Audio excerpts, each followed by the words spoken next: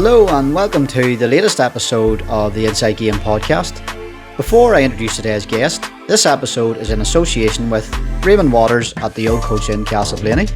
And here's a word from Ray's Tanning and Wellness in Auchnachoy. Rays are the first on the island of Ireland to offer the Red Wave Pure Red Light Therapy Bed, a cutting-edge recovery tool now being used by top athletes worldwide. Whether it's muscle soreness, inflammation, joint stiffness or speeding up overall recovery, red light therapy is becoming a genuine game changer. So if you're training hard, coming back from a knock or just wanting to stay injury free, call into Rays and experience the benefits for yourself. Rays Tanning and Wellness, helping athletes recover faster, perform better and stay in the game. Very warm welcome everyone to the Inside Game podcast. Just wanted to mention to the listeners, this is a milestone episode in the life of this relatively new show, episode number 10. So many thanks to everyone who has been listening along for all the support and well wishes. Greatly appreciated. Now then, David Wynne, you're very welcome. Thanks for coming on to the podcast. Thanks for having me, Gary. Congratulations on hitting the milestone. Never easy. Fair play to you. Yeah, thank you. So look, David, the people of Galway and the people of Connacht, they'll know you very well for sure, but I'll briefly introduce you to those who don't know you. David's a former County Galway player and the captain of his club, Moycullen. Moycullen in recent years have won 3 senior Galway championships, the first, second and third senior championships in the club's history. And beyond that, also won the Connacht Club Championship in 2022. And then just in the most recent club season, lost narrowly in another Connacht final appearance to a very good St Bridget's team of Roscommon, who we all know just lost in extra time to Dingle. So, David, we're going to talk about your club, Moycullen, very shortly. But before we do, I know you started playing senior club football at a very young age. So why don't you tell us a bit about that? Yeah. So my first senior game with Moycullen was the game after the 2008 Intermediate All-Ireland final. So Moycullen won the Intermediate All-Ireland in 2008, and the following game, obviously that was the end of the year. There was plenty of beer and done. It was a while before the next game, but the next game after that was I think it was Division 2 or Division. It was the Division 2 Senior League. And I was 16, and I was, Sean O'Dea called me in, and in corner forward, and Paul Clancy was beside me, looking after me, and that was the start of my senior career. From corner forward, and you're now a defender. That's how you seem to hear that a lot, actually. Yeah. I went from corner forward all the way back to cornerback, and then I got too slow to even be in there, so I've moved out now, out around the middle again. So.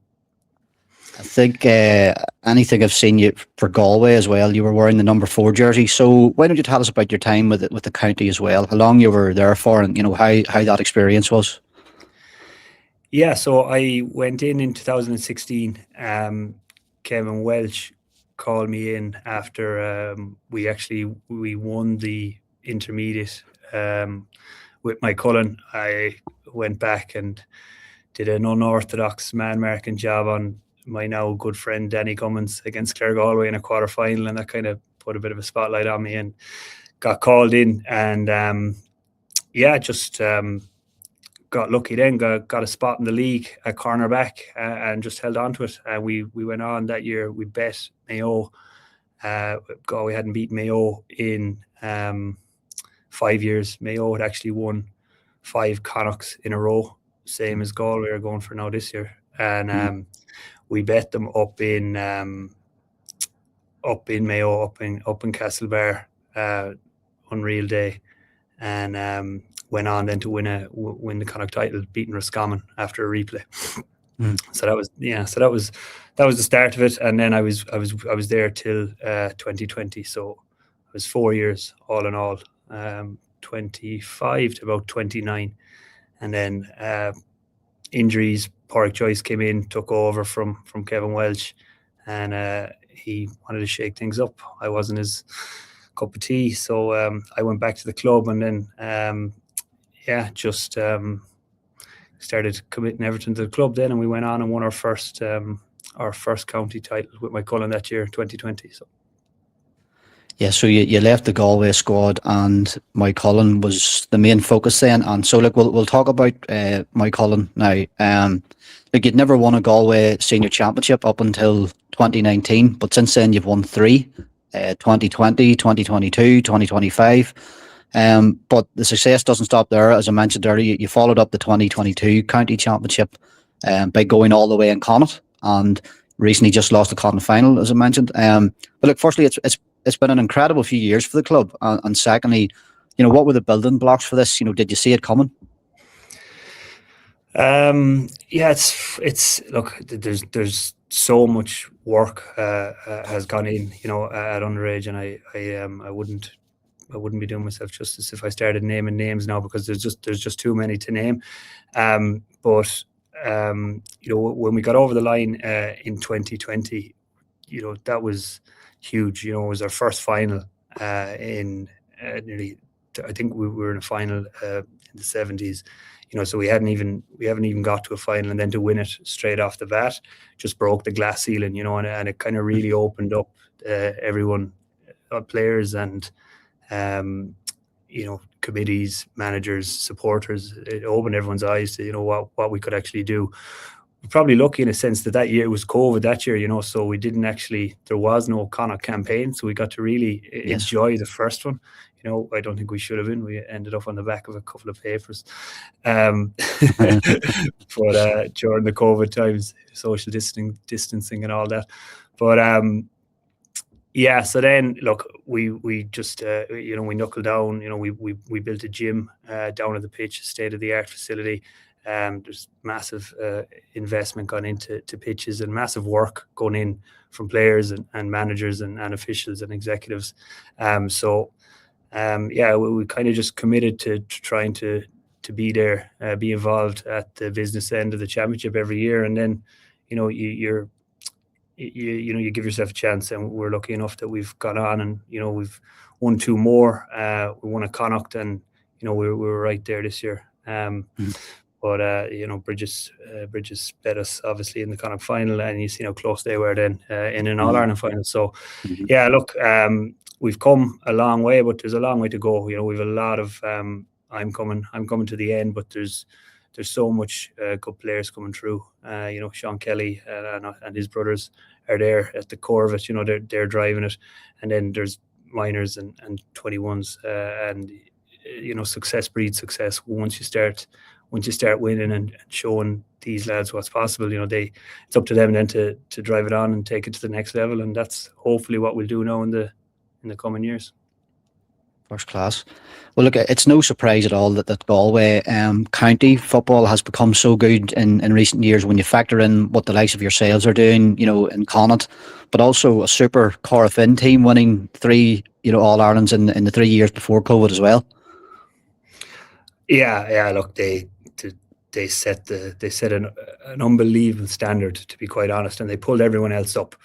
Those years, like to win 3 All Irelands in a row. I think, looking at it from the outside, obviously you applaud it, but it's when you actually get into it yourself. We've been on a campaign now. We lost an All Ireland semi-final to Glen. And you see the depth of a squad that it takes. The things that crop up, throughout the course of a campaign, through injuries and different things. Lads traveling, lads coming, lads going, whatever it is, to go and do that 3 times, and to jump over all those hurdles, and to win 3 All Irelands on the bounce. It's an unbelievable achievement for them lads. It's an unbelievable standard, but as a result, they've really dragged Galway football up. And we knew we had to come up to that standard. Montbellew were chasing it for a long time as well. Salthill are on the up now as well. So as a result, Tuam as well. Let's not forget them. But as a result, what's happened now is you've got 5, 6, maybe even 7 teams in Galway that are right there. The standard is so high, and now with the new rules, games are so tight. They can change in an instant.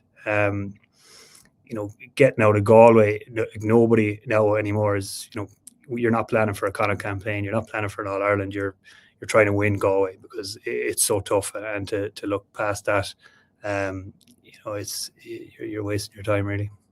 Yeah, I suppose it's good signs for Galway football. With so many good clubs, and then of course picking the players from even just picking one or two players from other clubs as well. But I suppose we're on to Galway now. Galway playing in Division 1, of course, along with Armagh.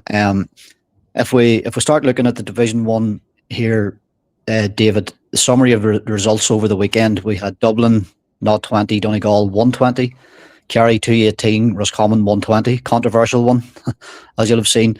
Monaghan 0-18, Armagh 127, and then yourselves, Galway 218, Mayo 318. So a very early league table will have Armagh on top, courtesy of the largest winning margin. But Galway, Galway and the Mayo game. Look, of course, not the result Galway would have wanted, but scoring 218. Sorry, that would win a lot of matches. Mayo were as much as 11 points up at one time. Galway clawed it back, and in your words, when we were getting in touch, Mayo looked sprightly, which is probably as much praise as a Galway man is prepared to offer Mayo. So, look, give us your thoughts on the game, David. Yeah, look, obviously, it's never nice to lose to the old enemy. There's some buzz inside in Pearse Stadium. There always is, when Galway play Mayo, whether it's, as I heard someone say recently, a game of tiddlywinks or a game of football, no one wants to cede any ground. But yeah, look, it was a great game of football. It was a great game of football. A lot of new faces on show, and real end-to-end stuff, exciting stuff. I think that's what everyone wanted to see. There was a bit of a bite to it as well towards the end, which was great. Yeah, Mayo hit the ground running. I think I heard they've been back a while. Maybe they're back a little bit longer than Galway. I'm not 100% sure on that, but that's the way it looked. They looked like they were well tuned, really, really sharp from the beginning. And it wasn't until 10-15 minutes into the second half that Galway really started going and motoring, but for a few goal chances, they still could have won the game. They were right in it. I know they were 10 or 11 points down at one stage, and the game kind of looked lost. But in fairness to the boys, they put the shoulder to the wheel, and I'm sure Pádraig could be happy with that. That they didn't fold. And there was a couple of debutants out there, and they stood up. It was Division 1 football at the end of the day. Yeah, I wouldn't be too worried about it, but we definitely need to get some bodies back, particularly around the middle, if we're gonna have a rattle into Armagh.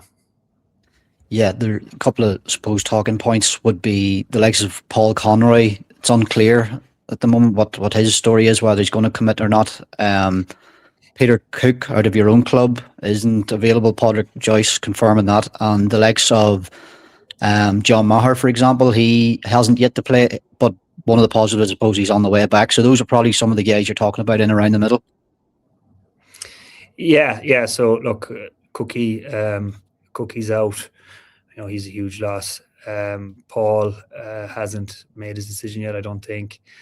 So they're obviously not going to be around for the next couple of weeks. But I think John Maher, who was outstanding the last couple of years, he's returning from an injury. So I'd be surprised to see him this weekend or even in the next couple of weeks. Killian McDade, I think PJ mentioned, he will feature at some stage, and Keane Darcy had a long campaign with Ballyboden as well. So, they're like Matthew Tierney as well. Sorry, so he was actually named to start, but he must have picked something up during the week. So I don't know how bad he is, but like that's six lads there that are, they're all 6'2", 6'3".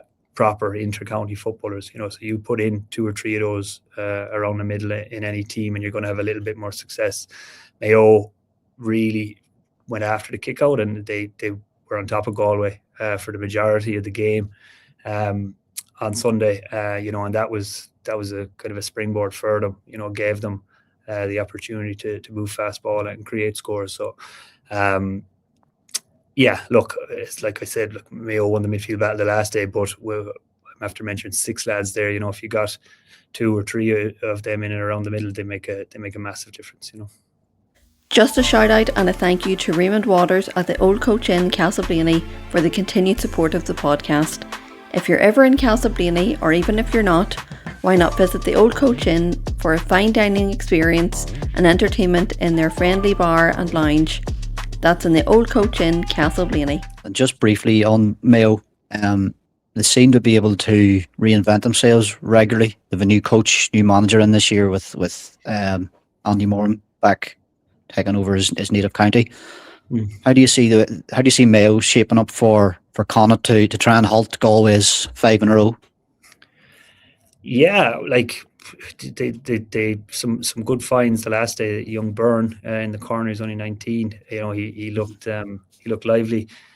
Ryan O'Donoghue at 11 looked good. Yeah, look, Mayo, they eat and breathe football. So they're going to be. It's definitely a sore point, right? That Galway have won the last. I think it's 4. They've won 4 in a row. Am I right in saying that? And they're going for 5. I think it's 4. Yeah, they've won 4 in a row. They're going for 5. Like that's got to be that's on Mayo's radar, and it's got to be a thorn in their side. So look, we'll see how they go, and we'll see how they progress throughout the rest of the league. Like I said, I wouldn't be reading too much into the first game of the league. It's funny, I think supporters and journalists and podcasts, everyone is so hungry for GEA. After the first round of the league, it's like everyone's dying to kind of spin a narrative and figure out what did the first round mean. But I think in reality, we're a long way from kind of settled teams and seeing what plans prospective managers have in place. So I think another 3 or 4 weeks we'll have a better idea of where all the teams in Division 1 are at. Yeah, that's very true. Galway's next 2 games then, both away to the last 2 All-Ireland champions, ourselves and Armagh, which we'll get into, and Kerry then in Tralee a couple of weeks after. So you're right, the season's early, but there's still a couple of big challenges ahead. For sure. Look, I'm not dismissing it. I like if you ask any one of the Galway players or management, I'm sure they wanted 2 points last Sunday and they want 2 points this weekend. That's the nature of it. You know what I mean? They're so hard to pick up, and when you lose the first one and even the second one, you're in a hole, and the pressure starts to ratchet up. Because you really need to be retaining Division 1 status, regardless of anything else. So, I don't know who's available for Sunday. I don't know what kind of team he's going to go with, but there'll be an impetus to go and win the game for sure. Yeah, it'll be interesting to see what kind of a team Galway put out. I know Armagh were impressive against Monaghan, but again, it's very hard to know where either team is at. There won't be much in this game this weekend. I'm sure of that. Yeah, no doubt. Just on Armagh's game with Monaghan, 127 to 18 points. Armagh scored 125 from play. No 2-pointers in the scoreline at all. I've seen that. Interesting. Yeah. Were they? I only seen the highlights. Did they attempt many 2-pointers, Gary, or what was the? Very few. No, very few. One or two in the first half with the breeze, and they both went wide. But apart from that, no. It was all. They were able to sort of cut through Monaghan quite easily. Monaghan's defence was quite threadbare with the players that were missing. So they were able to get in close on goal pretty easy for high percentage shots. Yeah.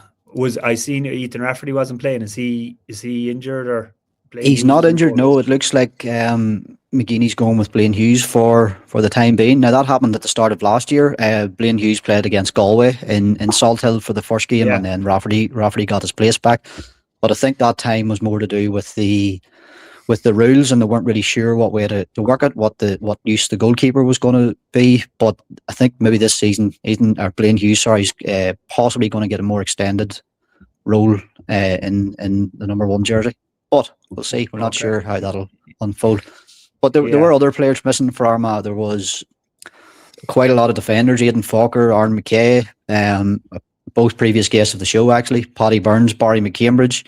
Midfielder, the number one midfielder, Ben Creeley was out. Kieran Mackin, Dara McMullen, Rory Gregan, all not playing, all going to come back. And then, of course, there's question marks over the likes of Rian O'Neill and Niall Grimley, who are not, they might return, possibly, probably not. And then a couple of other retirements, the likes of Soupy Campbell and Jamar Hall and a few other on the wider panel. But Monaghan, of course, they were missing Scottstown players and a few others through injuries and illness. But I suppose Armagh's squad depth would be that bit deeper to allow us to win, as comfortably as we did.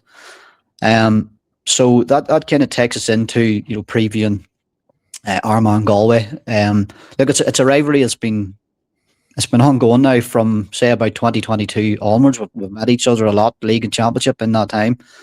Very little between the sides, 1 point wins, draws. In the league, Galway have had the edge. The two matchups recently in the last few years, Galway have won both in 23 and 25, one home win, one away win. But I suppose the biggest, before we preview the game, the biggest would have been the All-Ireland final in 24. And look, it was us Armagh folk who came off happiest that day. But look, we're under no illusion that Galway kicked a lot of wides and a lot of dropped a few short. So I think the general feeling in Galway is that one in particular, probably more so than 2022, David, was the one that got away. Oh yeah, big time. Yeah, I'm far enough removed. I'm gone since 2020. The first year, year and a half, you're kind of, think you could still be in there, you could still contribute. Once it gets to about 2 years, you turn into a proper fan. So I was a full Galway supporter up in Croke Park, and there wasn't a Galway man, woman, or child that wasn't sick walking out that day. It really felt it really felt like it was there. And like the players think the same, you know what I mean? But yeah, that's just the way it goes. It just didn't go. There's near misses, if buts and maybes. But look, that group has moved on from that for sure. They've left that behind them, and they believe, and I think the supporters believe, I believe anyway, that like there is an All Ireland in that group still for sure. There's just so much talent. They've brought Galway on a great journey over the last couple of years, and it's just about getting everyone fit, and getting a little bit of luck, But yeah, no, to answer your question for sure, that was a bad day walking out of Croke Park. Yeah. I suppose if you follow the same pattern, Galway reached the final in 22, followed by a bit of an off season the year after. Then they reached another final, followed by possibly a bit of an off season last year. So maybe 2026 is back to the All Ireland final again. Hopefully, yeah, hopefully, and like you see, with like the last day, so through the FBD and the last day against him, he's blooded a couple of new players. Kieran Mulhern there from Mount Bellew, our own lad, Fionn McDonough, Oisin McDonough. They're really, really good footballers, like top class footballers, and if they get enough. They get enough chances at this kind of high level, high pitched Division 1 football, that they can be, give you valuable minutes when it comes to the big quarterfinals and semi-finals. Shane McGlinchey's another one there for Tuam. He's been kind of a talking horse in Galway for the last couple of years. He's got all the tools. If we can integrate a couple of new players, new connections, Mulhern and Finnerty had a really good connection the last day against me. If we can keep building on that, and then when you get your Matthew Tierney's, your Shane Walsh's, hopefully Dame O'Comer, these lads back in and around, you've added another 2 or 3%, and hopefully that'll be enough. You mentioned Fionn McDonough from your own club. He scored 1-4 against Mayo. Was that his league debut, David? His league debut, yeah. And we expect to see him, I'm sure, against Armagh on Saturday evening. I'd imagine so, yeah. Look, Fionn, he had a great year for us this year with Mike Cullen, and he was brilliant the last day. I thought if Galway won the game, he probably would have got man of the match. He's a handful. He's got all the tools. He's 6'4", 6'5", rangy. and really, really intelligent footballer. He's not really brute force. It's more, he's very, very technical, really, really smart.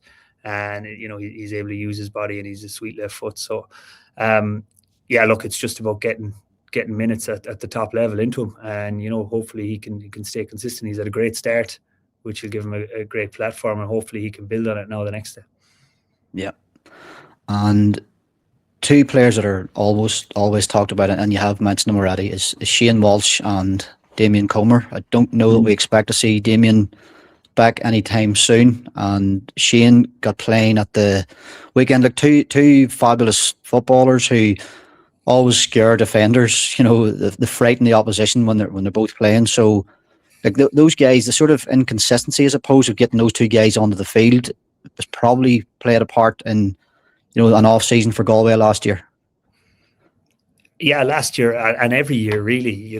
They're look, they're two of the best. They're two of the best forwards in the country.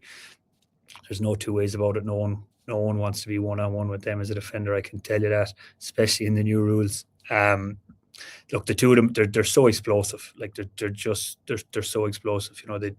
They've got all the skills, and then the raw power just kind of takes them to an elite level.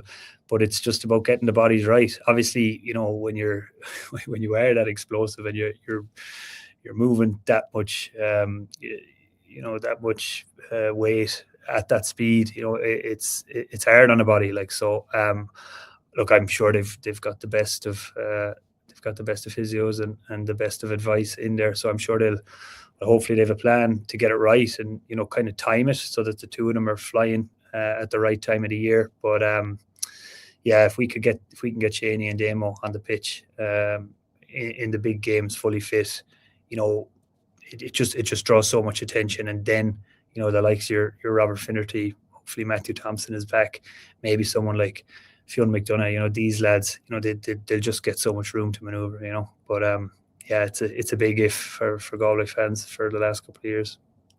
Yeah.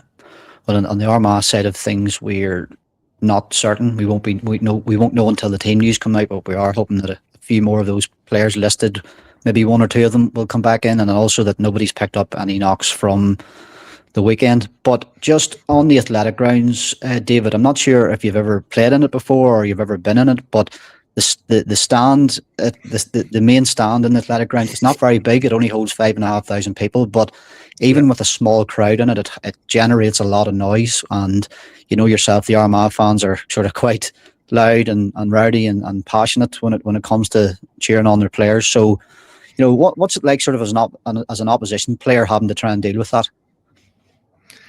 Look, I used to love it. I'd say, like, if anyone with a competitive bone in their body, thrives on that. You get a kick out of that. You know what I mean? That's like there'll be an unbelievable atmosphere up there the next day. Division 1 football in the athletic grounds. It was Division 2. I played down there. I got an absolute scutching off Soupy Campbell. He cleaned off 3 of us in the full back line. Anyhow, we drew actually that day. We got a goal, I think, in the last minute. But look, the boys will relish that. And like Galway will travel as well. Galway will have support up there. The Galway fans, Galway supporters have really got behind this team.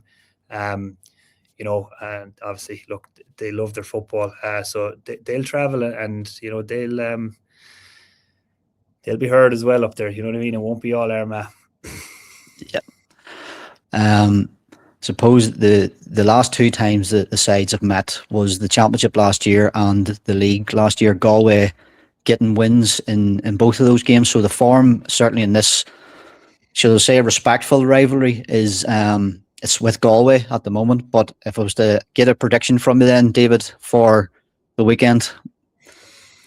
Yeah, it's funny. Does Armagh, do the people in Armagh, there is kind of a rivalry there now, isn't there? I suppose after the last couple of years between Galway and Armagh. It certainly wouldn't be. It certainly wouldn't be the type of rivalry we have with our close neighbours like Tyrone and Down. No. But the encounters, because we've met each other so many times, you're talking twice a year, more or less, for the last few years. Yeah. It certainly, it definitely makes it that bit more spicy for sure. Yeah, I know it's the same down here. Absolutely. Obviously, look, Galway Mayo Galway or Scommon have that history, but over the last number of years, Galway, Armagh, the games have just been they've been chaotic, excellent. you know. Yeah, they've been excellent. Yeah, brilliant football, chaos. So yeah, hopefully more of it now this weekend. Look, I'm gonna roll with Galway. You know, I think they, you know, there's going to be a sense of urgency, I think, after losing the last day. A couple of the debutants, hopefully he goes with them again. He gives Fionn and Mulhern another opportunity. And, you know, like at that level, just every minute compounds, you know what I mean? Every tackle, every phase of play, like they'll bring them lads on so much. So I'd expect to see, and hopefully as well, we'll get a bit of backup in the middle. Hopefully we get one or two of those lads back, and we're a bit more competitive around midfield, get hands on more balls. So I'm going to go with a 2-point win for Galway. 2-point win for Galway. Okay, very good. That's that one. That's that one in the bank. So, David, we'll time will tell, of course. But David, we'll wrap it up at that. Really appreciate you coming on to the podcast. Really enjoyed that conversation, and thank you very much. About it, Gary. Thanks for having me.